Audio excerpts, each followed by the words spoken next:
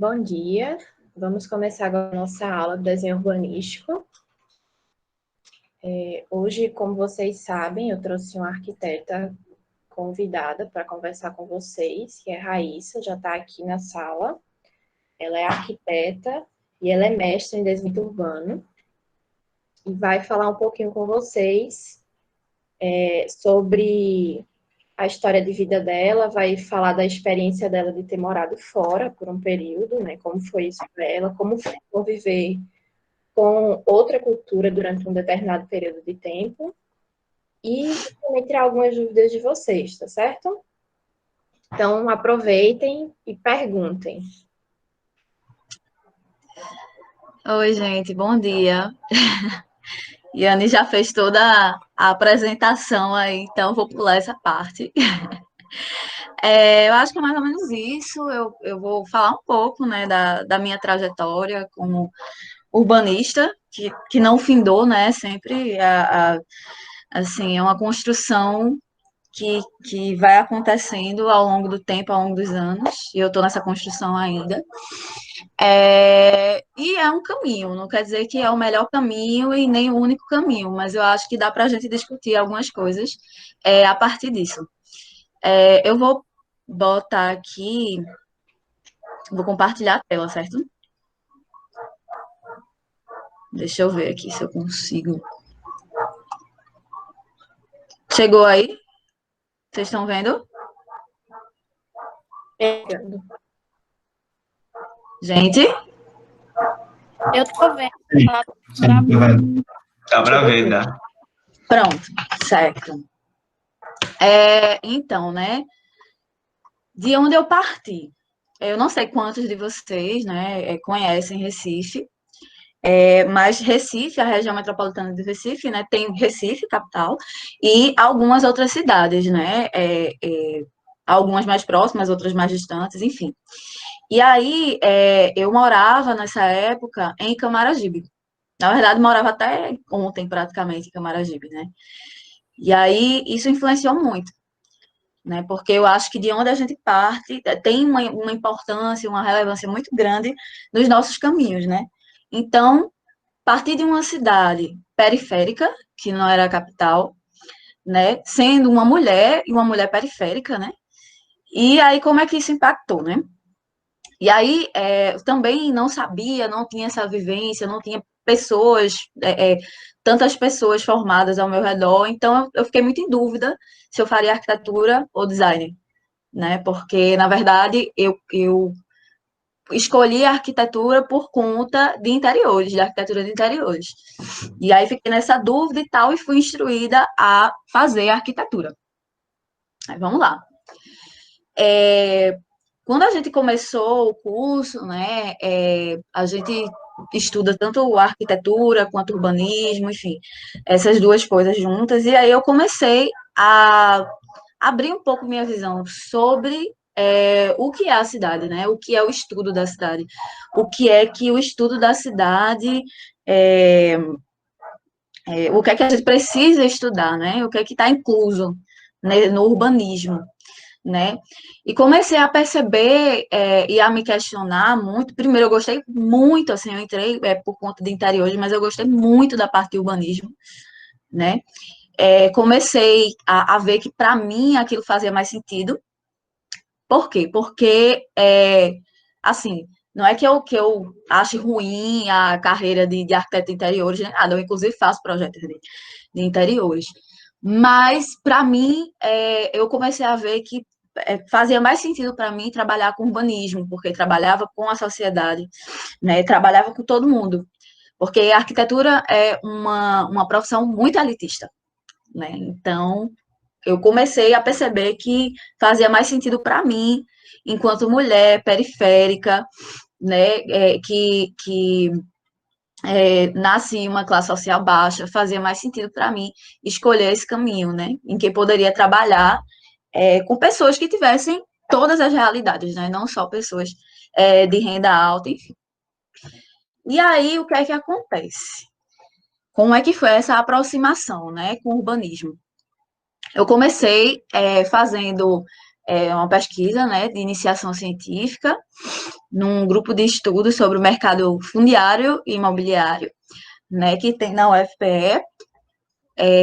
E aí a gente estudou uma comunidade aqui de Recife, que é a Mostardinha, né? Então, eu tive uma aproximação, já iniciei essa aproximação com as comunidades, né, a partir disso.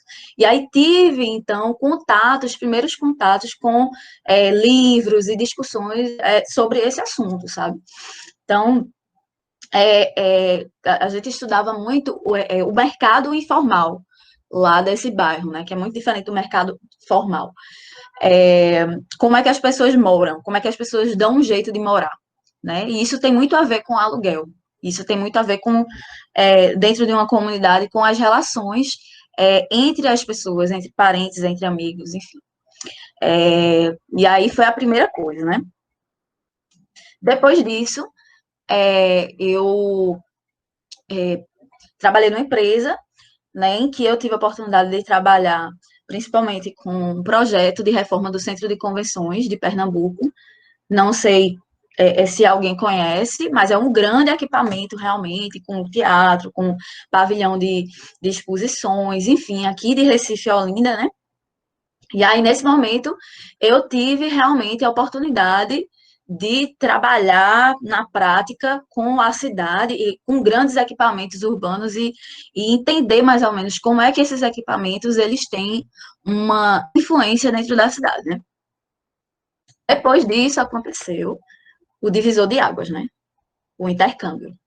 Então, levando em conta toda essa realidade também, uma coisa que eu não falei, eu nesse lugar de uma mulher periférica e uma mulher que vem de uma classe social mais baixa, e arquitetura sendo um curso elitista, eu, quando entrei na universidade, para mim foi um choque, uma coisa assim, porque as pessoas pareciam que viviam num mundo completamente diferente do meu. Às vezes as pessoas falando português, eu não estava entendendo o que elas estavam falando, porque eu não tinha aquela vivência que elas tinham, né? Então eu ficava, gente, como assim? O que é que as pessoas estão falando? Eu não estou entendendo. Como é que é isso? Esse choque de realidade, né? E uma das coisas, assim, que era muito presente era essa questão de que as pessoas começavam o curso já, já sabendo, já tendo visitado muitos lugares do mundo e muitas cidades e tudo mais. Então, quando a gente estudava as cidades, estudava as obras de arquitetura, as pessoas sabiam, já tinham ido e discutiam e tal. E eu ficava, gente, e aí? Não sei, não sei.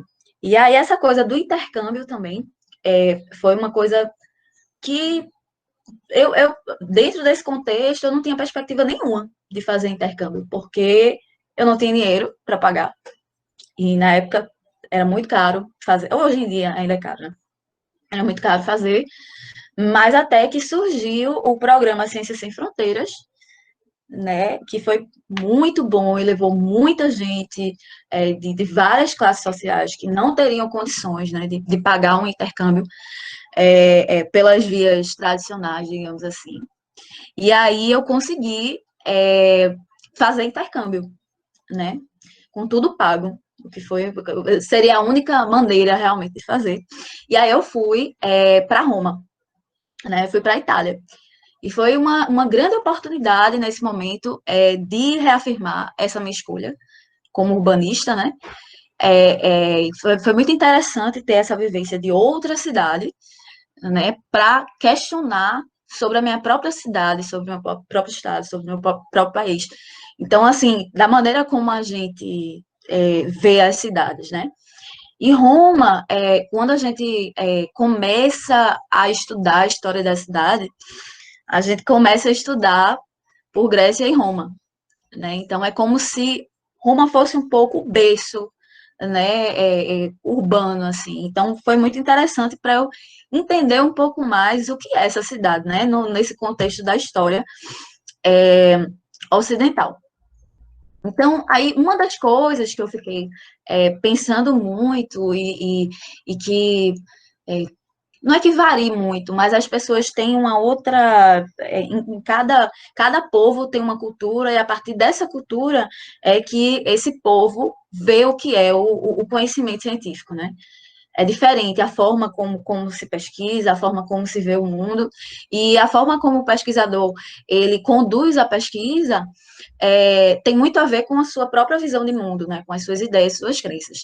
Então, a própria maneira de vivenciar a universidade, de vivenciar o que é a cidade, foi uma outra discussão quando eu fui para o intercâmbio. Por exemplo, esse aí é o prédio da Universidade de Arquitetura, né, da Faculdade de Arquitetura da Universidade.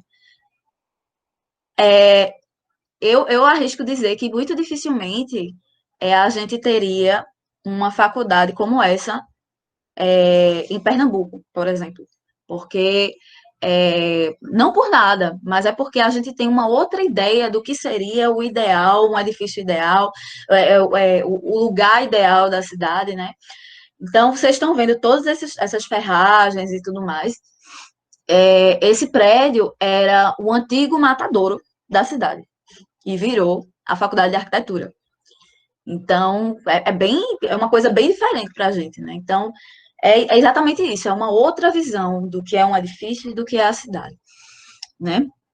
E aí, essa experiência, ela, fora, assim, o que eu estou querendo dizer a vocês é que sempre o pessoal tem muita influência no profissional, sabe? Em quem a gente é como profissional. Então, foi um desafio muito grande pessoalmente e profissionalmente, né? Para mim, esse intercâmbio, porque quando você se vê fora do seu ninho, digamos assim, você começa a olhar, gente, eu preciso desenrolar aqui. E aí você começa a entender quem você é, fora porque muito do que a gente é, na verdade, que a gente acha que vem da nossa sociedade, dos nossos pais, dos nossos amigos, e aí esse momento fora é um momento da gente se reavaliar como pessoa e também como profissional, né? Então, como eu leio a cidade, quais são essas outras oportunidades que eu posso ter de ter esse conhecimento a mais sobre a cidade, né? E aí é aquilo que eu estava dizendo para vocês. Também foi muito importante o intercâmbio no sentido de que eu não tinha essa vivência que a maioria das pessoas que estudavam comigo tinham, né, em relação a outros modelos de cidade. E isso enriquece muito a nossa visão mesmo, né, como urbanista. Então, eu tive a oportunidade de ver vários modelos de cidade, né? Então, essa, por exemplo, que vocês estão vendo, essa da esquerda, o nome da cidade é Filetino. É uma cidade mais ou menos próxima de Roma, né? Então, enfim, muito pequena, com uma outra vivência, as pessoas vivem em uma outra escala de cidade, né? Enfim, tendo hábitos diferentes, enfim. E aqui Paris, né? Que já é outra coisa, uma metrópole, né? Hipercultural, movimentada, muito diferente de Filetino, por exemplo. Então, eu pude ver na prática, né? E aí, quando eu voltei, foi muito interessante, porque quando a gente estudava urbanismo, por exemplo, né? A história do urbanismo e tal, eu via aquela planta de cidade e eu entendia muito, assim, porque, primeiro, eu entendia mais esse modelo da cidade europeia, a cidade de outros lugares, ou seja, eu tinha uma referência diferente da minha própria cidade, né, para poder entender, né, as cidades em geral. E depois que, como eu tinha visitado alguns lugares, algumas vezes eu sabia um pouco, até de como funcionava aquela cidade especificamente, né, por eu já ter ido, já ter visitado, enfim. E aí uma coisa muito importante para mim foi a questão da desigualdade social, né? A gente sabe que o Brasil é um país extremamente desigual, né? Entre regiões, entre cidades, entre grupos sociais dentro da cidade, né? E aí, às vezes, a gente tem a impressão de que isso só acontece no Brasil, a desigualdade, né? Então, é aquele velho complexo de vira-lata. Nós somos os piores e eles são os melhores e lá é tudo perfeito. E, na verdade, não é assim. Então, as duas fotos são de Roma, por exemplo, né? Então, assim, a diferença é que aqui a desigualdade é uma coisa completamente impregnada em todos os lugares, né? É uma epidemia, digamos assim, né?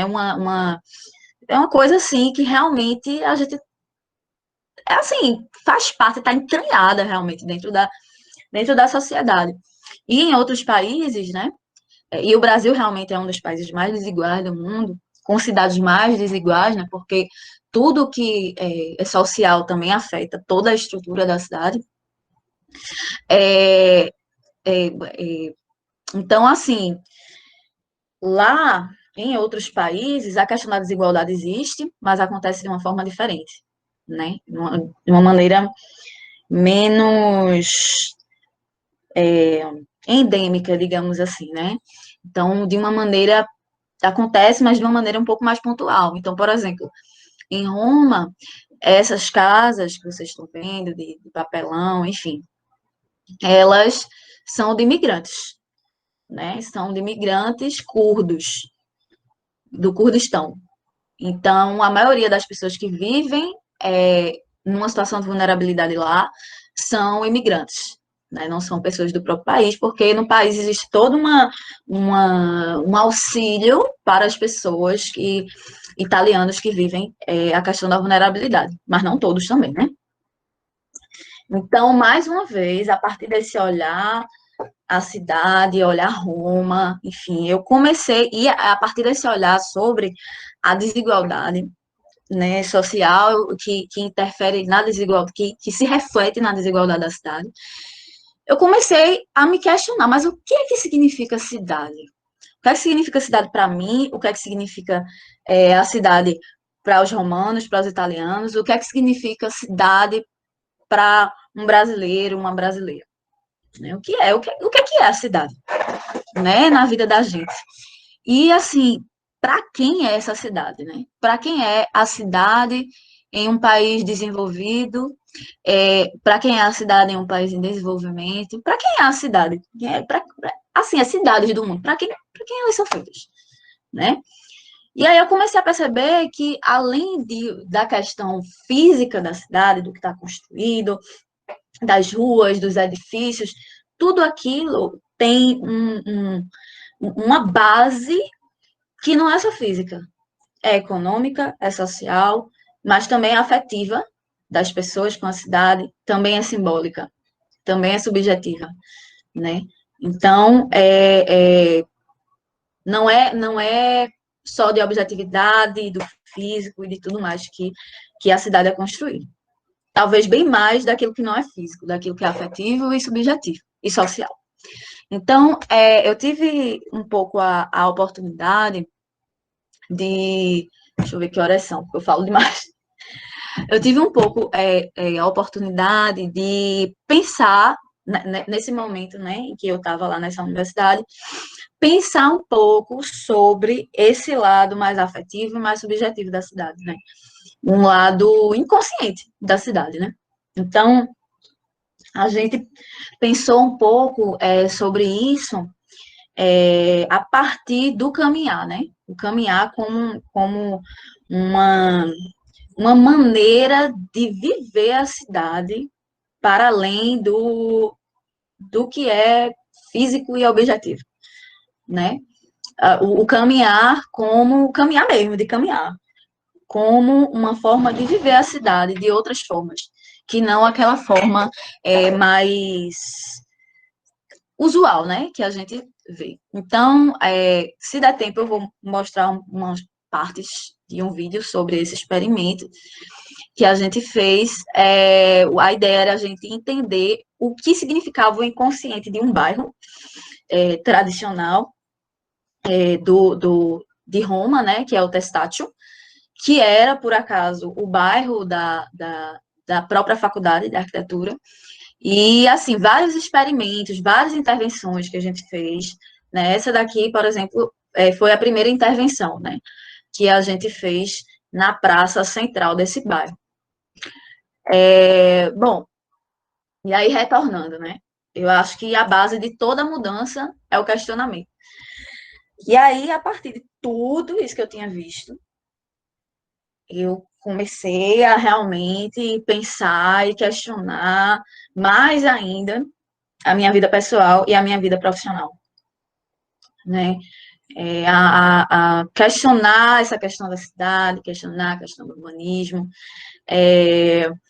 e reafirmei mais uma vez que eu queria realmente focar no urbanismo, ser urbanista, né? Tive uma experiência em escritório de arquitetura, trabalhando com arquitetura, em interiores, e gostava, mas isso tudo só reafirmava para mim mesma que eu queria trabalhar com urbanismo, né? Então, aí, depois que eu voltei, eu fui terminando o curso e tal, e aí eu comecei, cada vez com essa ideia mais viva, né, de que o urbanismo seria a minha praia mesmo, eu comecei a me direcionar para isso, né, para o urbanismo e para iniciar, digamos assim, uma trajetória acadêmica, que de alguma forma já tinha se iniciado antes, né, com a iniciação científica que eu falei para vocês, da Mostardinha, né, do bairro da Mostardinha aqui, e, enfim, intercâmbio e tudo mais. Mas o TCC, né, que é o trabalho de conclusão de curso, ele é um momento em que você realmente pode se colocar, pode colocar o que você deseja estudar, né? Então, esse momento foi um momento muito de traçar o caminho, né? De estudar urbanismo e trilhar esse caminho mais acadêmico. Então, o que foi que eu estudei? Né? A partir de tudo aquilo que eu já questionava pessoalmente, profissionalmente, e daquilo que eu era, de onde eu parti e em quem eu estava me transformando, né? Então, essa imagem aqui que vocês estão vendo é uma imagem da zona sul do Recife, né? Realmente, como eu falei, eu não sei quantos de vocês conhecem Recife. Essa é uma foto da zona sul do Recife, né? Em que a gente vê... Oi? Eles estavam com algumas dúvidas. Se você quiser também, você pode perguntar aí que eles respondem. Eles são bem participativos. Ah, certo. Eu ia deixar para o final, mas deixa eu... Porque eu estou com a apresentação aberta, aí eu... Tá sem ver, né? Mas deixa eu ver aqui. Em Roma Não, eles mas falam... eles abrem o microfone. Se você quiser manter a apresentação aberta, não tem problema. Certo. Tu acha melhor agora, no meio da apresentação, ou no final?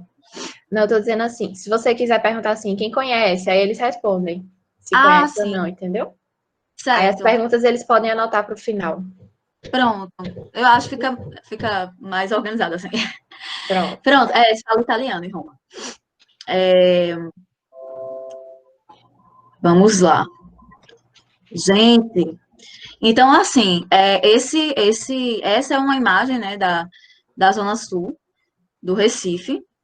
Gente, por que esse balão tá aqui, gente? O que é que a gente faz? Pronto, voltou. Então, essa imagem que a gente vê em primeiro plano, um bairro extremamente tradicional, com uma história de luta incrível no Recife, que é Brasília Teimosa. E ao fundo, a gente vê Pina e Boa Viagem, né? Que são dois dos bairros assim mais valorizados da cidade, né? E aí você vê que aquela paisagem que está ali atrás, ela está querendo engolir Brasília Teimosa, né? Então, eu olhei aquilo, estava passando, via exatamente essa cena e comecei a me questionar, né? Como é que a gente poderia proteger essa comunidade dos assédios do mercado imobiliário, né? Que comunidade é essa que consegue, vamos dizer assim, consegue resistir em meio a toda a lógica de apropriação urbana, né, da cidade, que tem a ver com classe social, as classes sociais mais altas, elas têm realmente essa dinâmica de ocupar, claro, os espaços mais valorizados da cidade, né? Os espaços mais valorizados, os espaços mais centrais e tudo mais. E resta para a população carente os piores lugares, né? Os lugares que são mais longe, os que não podem ser apropriados pelo mercado imobiliário, né? Ou seja, mangues, áreas de reserva ambiental, né? Então, tudo isso. Só que Brasília Teimosa está simplesmente em um dos lugares mais valorizados da cidade, né? Onde é uma península. Um lado de Brasília Teimosa dá para o rio, que é essa que vocês estão vendo, e outra dá para o mar, né? Então, sempre foi uma sede muito grande. E como é que Brasília Teimosa, ela consegue resistir a isso, né? Todos esses anos. E como a gente pode garantir que ela continue resistindo, né? Então, a partir disso, do meu questionamento pessoal, claro que já com um olhar de pesquisadora, eu parti da hipótese de que as pessoas que moram ali, elas têm uma vontade de permanecer ali, mas também existe uma vontade de grande parte da sociedade, né, das classes média e média alta, que são praticamente, via de regra, representadas pelo mercado imobiliário, né, formal da cidade. Existe uma vontade de apropriação do mercado do mercado imobiliário local desse lugar, né? Então, existe um conflito, né? Se existe um conflito entre um projeto de classes sociais diferentes, quais são os valores e os desejos de futuro que devem comandar esse fazer da paisagem, né? Então, esse era o problema que eu queria resolver. E aí, para resolver, né, responder isso, eu comecei a identificar valores, não só físicos, mas também afetivos e simbólicos, que ditam o que seria a essência do bairro, a essência daquilo que deveria ser, que deveria perpetuar, que deveria continuar, aquilo que deveria ser levado em consideração pelo mercado, pela sociedade em geral, pelos moradores do bairro, pelos moradores da cidade, né? Então, tudo isso. Então, no final, foram traçadas diretrizes gerais de conservação para Brasília Teimosa, né? Então, existem vários caminhos, né, que a gente pode adotar na pesquisa. E eu adotei o caminho da paisagem, né, e trabalhar a partir da paisagem, que para mim o questionamento nasceu a partir desse olhar da paisagem, né? Então eu quis trabalhar com isso. Então estudei alguns teóricos, né, e tudo mais, e entendi como é que se vê a paisagem da cidade, né? Então, a paisagem, ela é diferente do espaço urbano. O espaço urbano é mais o físico, é aquilo que está ali. E a paisagem, digamos assim, é o território associado a todos os significados, a todas as vivências que as pessoas têm, os hábitos, as práticas sociais que são colocadas ali, os significados, né, que a sociedade, as pessoas têm em relação àquele lugar, enfim. Então, é um território carregado de significados. Então, comecei a ver que a paisagem é uma representação cultural e social, né, da sociedade recifense, naquele caso, né, é um território fabricado e habitado, fabricado, feito, né, e habitado não no sentido só de morar, mas no sentido de desenvolver hábitos no local, práticas sociais, né, e a paisagem como o meio ambiente material e vivo, né, das sociedades humanas. Ou seja, digamos assim, a parte ambiental, natural, substrato natural, mais as intervenções humanas, né? E aí, eu usei mais ou menos essas portas, né, para entender a paisagem. E aí, a partir disso, a partir dos teóricos que eu vi e tal, eu comecei a entender que para a gente entender o que seria o futuro, o presente e o passado de uma paisagem, a gente sempre tem que pensar em quem construiu aquela paisagem e quem habita aquela paisagem, né? E aí, Brasília Teimosa, ela, assim, eu não vou entrar nos detalhes porque é muita coisa, mas assim, Brasília Teimosa, ela é uma comunidade que nasceu no final dos anos 50, né? É uma comunidade que é Brasília, porque foi na época da construção de Brasília, e Teimosa, porque foi teimosa. O pessoal construiu os barracos, a polícia tirava, aí à noite eles construíam de novo, de dia a polícia tirava, até que a polícia não conseguiu mais derrubar a quantidade de barracos que tinha, e é isso. Então, Brasília Teimosa começou precária, começou na raça, na guerra mesmo do pessoal, que conseguiu transformar o bairro a partir de sua própria luta, né? A partir de um projeto, urbanístico e social que eles mesmos fizeram, né? Coletivamente no bairro, mas aí eu vou falar disso mais à frente. Então, Brasília Teimosa é o que é hoje pela luta de seu povo, né? Esse é um episódio, inclusive, de que queriam, esse da foto, né? Queriam privatizar a praia do bairro. E aí a população não deixou, derrubou o muro com as próprias mãos. Então, é uma comunidade, assim, com uma história muito incrível, né? Então, a importância de conservar Brasília Teimosa, ela não se dá porque é um patrimônio histórico e não sei o que e tal, mas é pela importância social e histórica daquele lugar, a história que aquele lugar conta, né, do bairro e da cidade como um todo. Então, aí, vários valores, né, foram vistos, foram levantados. Essa é a famosa Praia do Buraco da Veia, que é exatamente a praia que eles lutaram para não ser privatizada, que é um símbolo do bairro, né?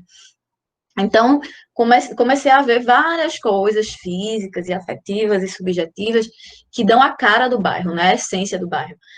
Então, esses valores foram chamados de teimosias, né?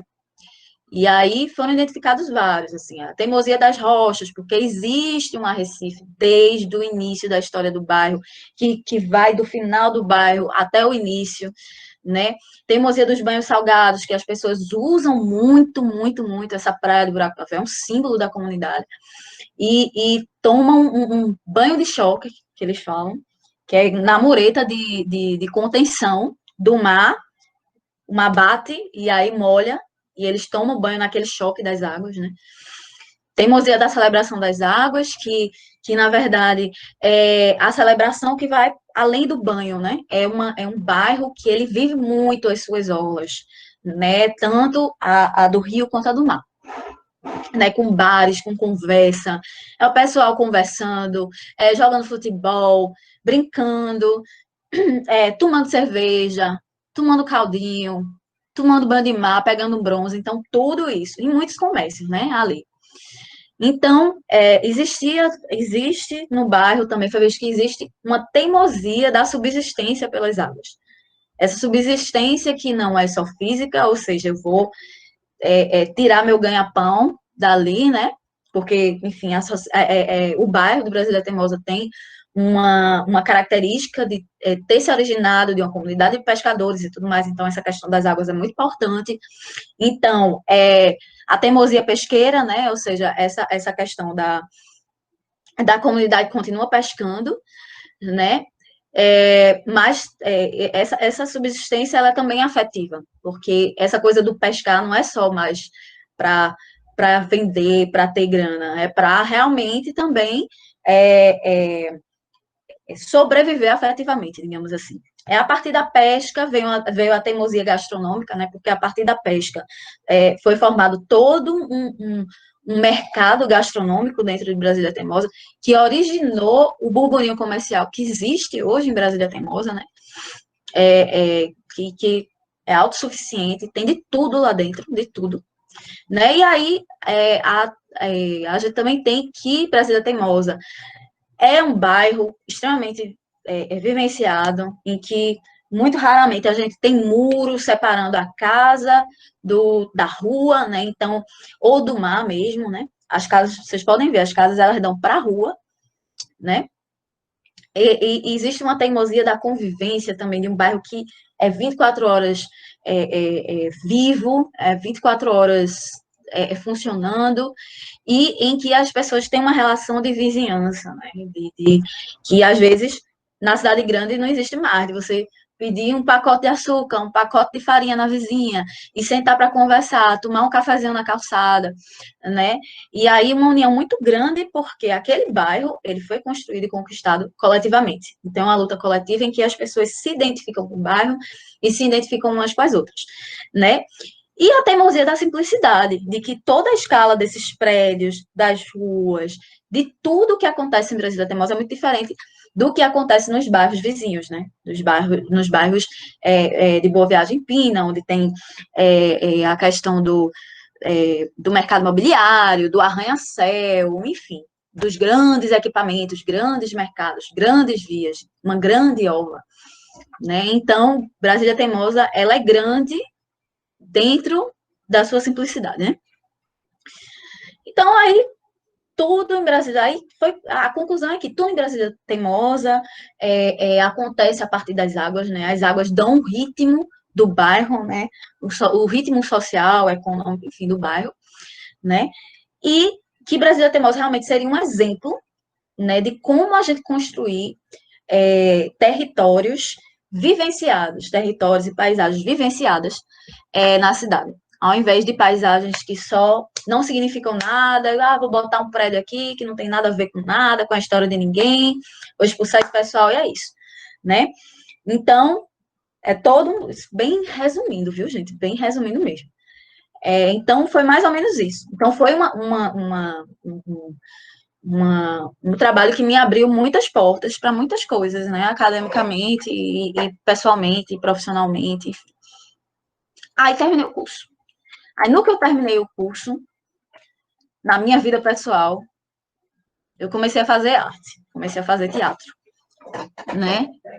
E aí, comecei a pensar em como juntar essas duas paixões, né? A arte, o teatro, com a sociologia urbana, que já era uma inquietação minha, uma área de estudo minha, né? E sempre pensei muito politicamente sobre as coisas, né? Como pensar politicamente a arte e o teatro juntamente e tal. E aí fui fazer mestrado aqui da UFPE em desenvolvimento urbano, né? Tem várias linhas do mestrado, mas eu fiquei na linha de planejamento urbano e gestão, né? E aí a gente assim, recebe no primeiro ano do mestrado uma porrada de bibliografia e conhece muita coisa e amplia muitos horizontes, né? Tive contato com vários autores, várias discussões.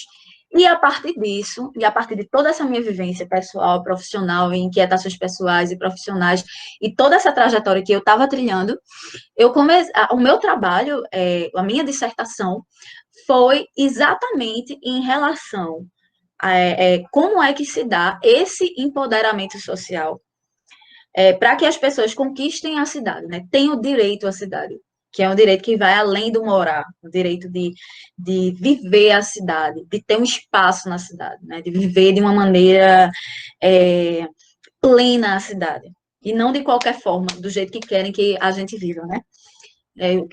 O que deixam para os pobres, né, da cidade. Então, comecei a entender como é que eu posso fazer isso. E aí, vários autores, eu comecei a estudar vários autores, né?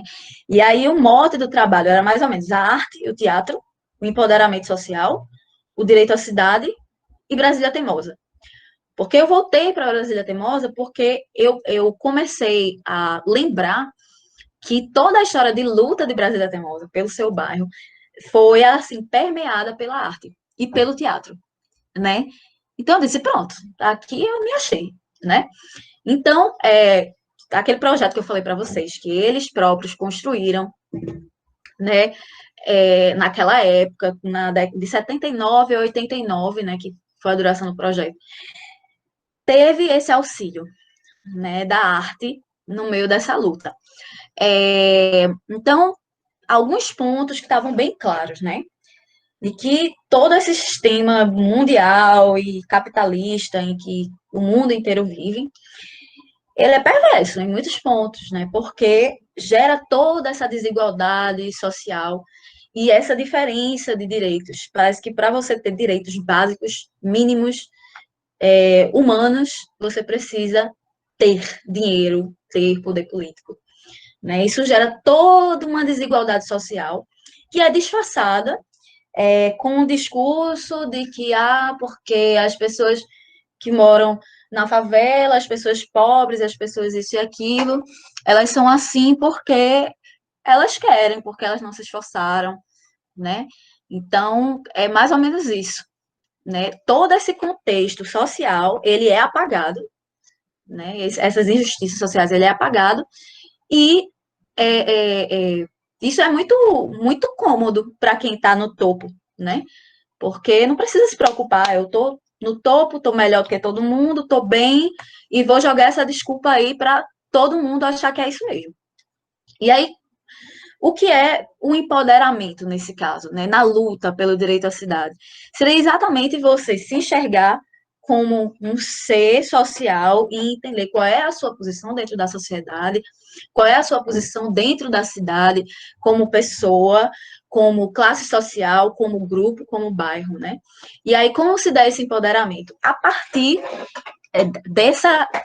desse desmonte, dessa fábula de que você é pobre, você não tem as coisas, você mora ali porque você merece aquilo, porque você não se esforçou.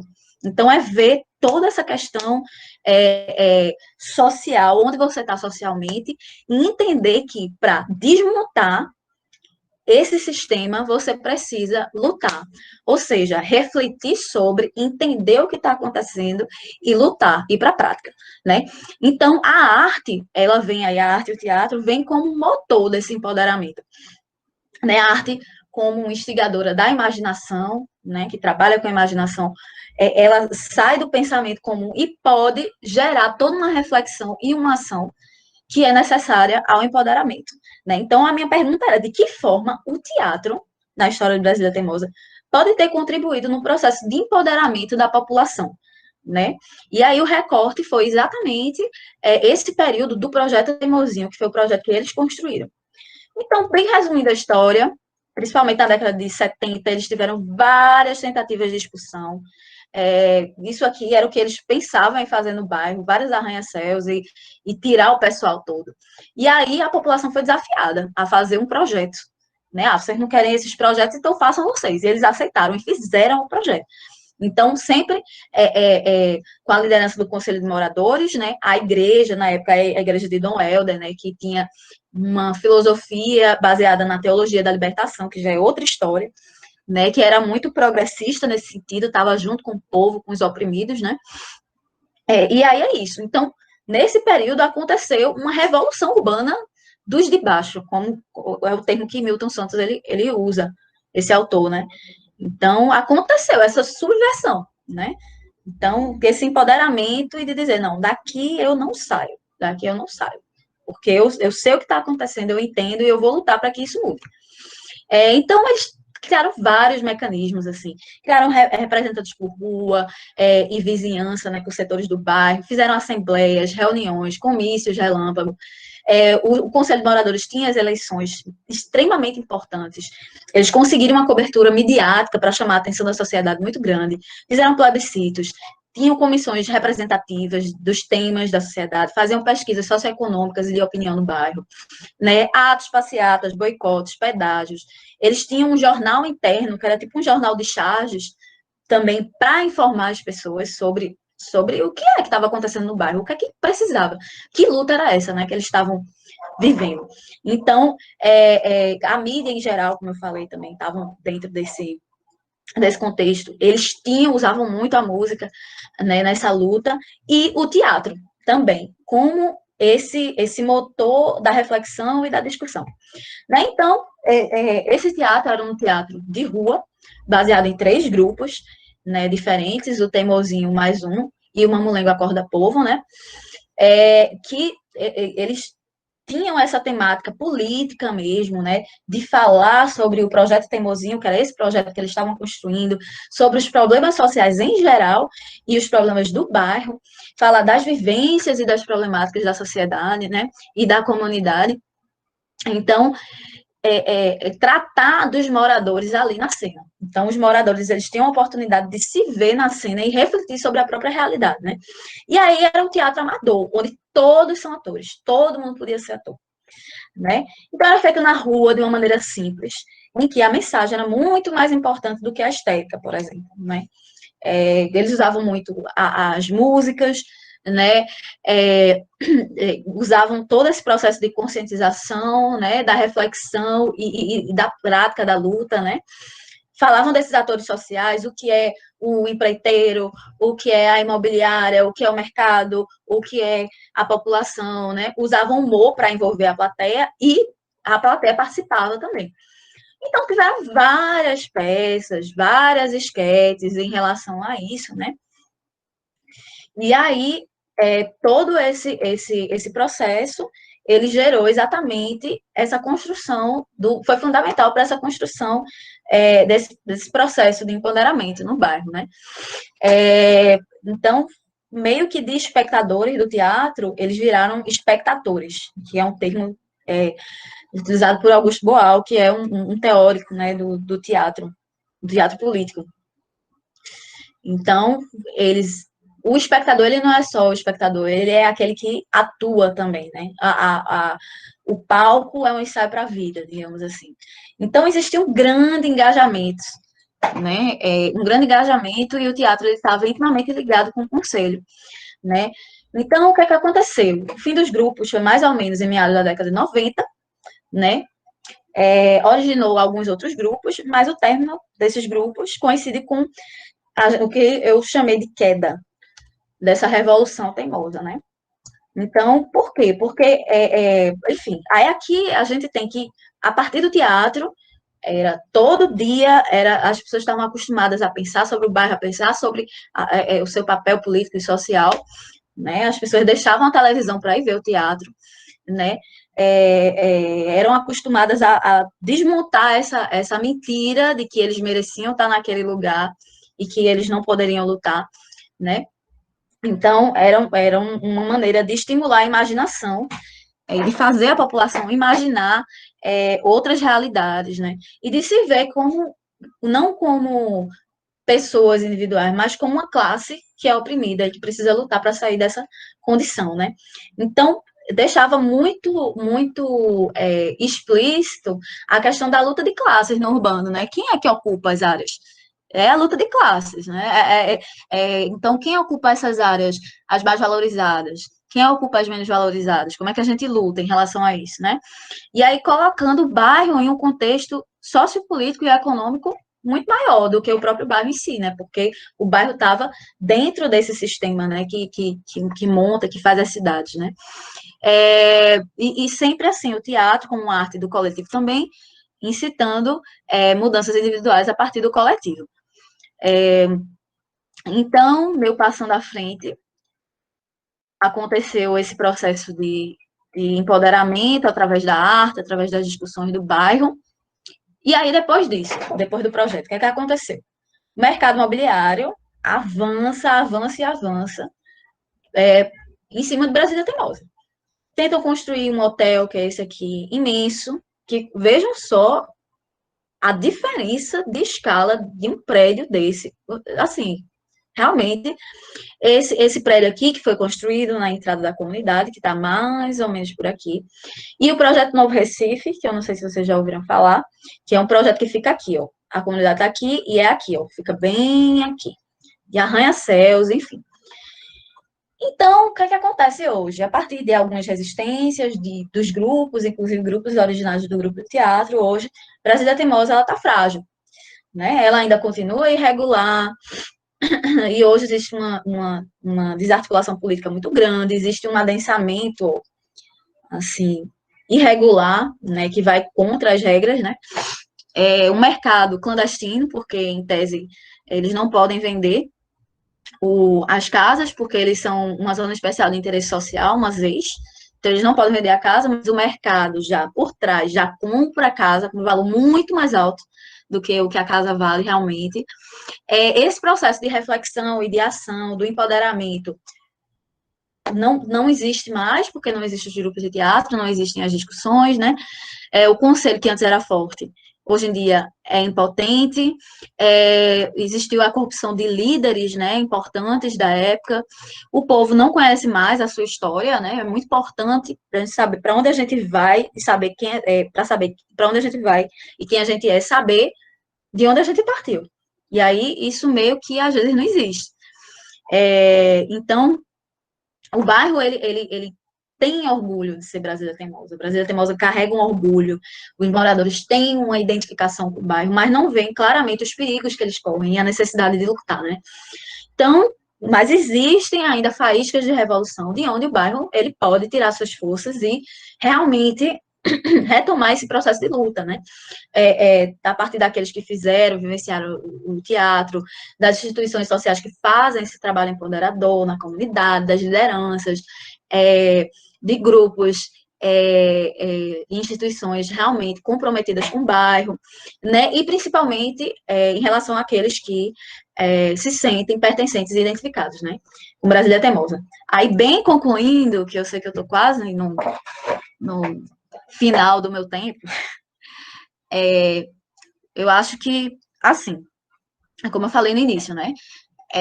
A minha trajetória é só uma trajetória, dentre tantas outras que podem existir por aí, e que vocês ou outras pessoas podem traçar também. Mas o que eu diria, assim, para a gente levantar como discussão, né? Que o pessoal e o profissional se relacionam. O pessoal e o profissional se relacionam, porque, assim, por mais que, claro, você é pesquisador, é pesquisadora, você não pode colocar a sua opinião à frente da pesquisa, tem que existir uma imparcialidade, mas o que você é como pessoa, as suas dúvidas, as suas inquietações pessoais, elas influenciam no que você quer fazer, né? Claro que o fato de eu não ter morado na capital, o fato de eu ser uma mulher, de uma classe social mais baixa, isso impactou completamente em todas as minhas decisões profissionais, né? De escolher urbanismo, de escolher trabalhar com comunidade, né?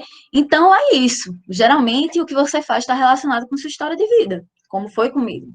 Pode não estar, mas geralmente está, né? E é uma forma daquilo fazer sentido para você também. Então, é uma forma de buscar uma coerência, né? Um sentido entre o que você acredita e as suas escolhas profissionais e metodológicas. Até quando você vai fazer uma pesquisa, existem vários métodos de se fazer uma pesquisa. E cada método, ele diz alguma coisa, né? Então, assim, o método, você escolhe o método pelo que você quer pesquisar, o que é que aquela pesquisa pede, mas também a partir da maneira de como você vê o mundo, tá entendendo? Então é isso, e eu acho que algumas coisas que a gente tem que ter em mente também assim, qual é o meu papel profissional dentro da sociedade, né? Como é que eu, como profissional, urbanista, arquiteto, engenheiro, técnico em edificações, como é que eu posso ser útil socialmente, né? Como é que eu posso ajudar de alguma forma a mudar essa realidade em que eu vivo, né? E acreditar que isso é possível. Porque muitas vezes, assim, principalmente para a gente que vem de uma classe social mais baixa, para a gente que é mulher, para a gente que, enfim, várias coisas, assim, fazem com que a gente não acredite que seja possível. É como se, assim, você não merece, você não é capaz. Você tem que viver nessa realidade para sempre, porque você merece. Então, é isso. Então, é exatamente a ideia de meritocracia. O que é a meritocracia? É dizer que todas as seus sucessos e derrotas são assim, responsabilidade sua. Claro que existe um mérito em você fazer um curso técnico, em você fazer uma graduação, e você receber um trabalho melhor. Claro que você se esforça. Mas o esforço de uma pessoa que está em uma situação de vulnerabilidade é muito maior do que uma pessoa que vem de berço, que tem uma classe social alta, entendeu? Que sempre estudou nos melhores colégios, entendeu? Então é muito diferente, e a gente não pode negar isso. É entender isso se entender como pessoa que a gente é, mas também como classe social, e entender que, para eu mudar minha realidade, é importante eu mudar também a realidade do todo.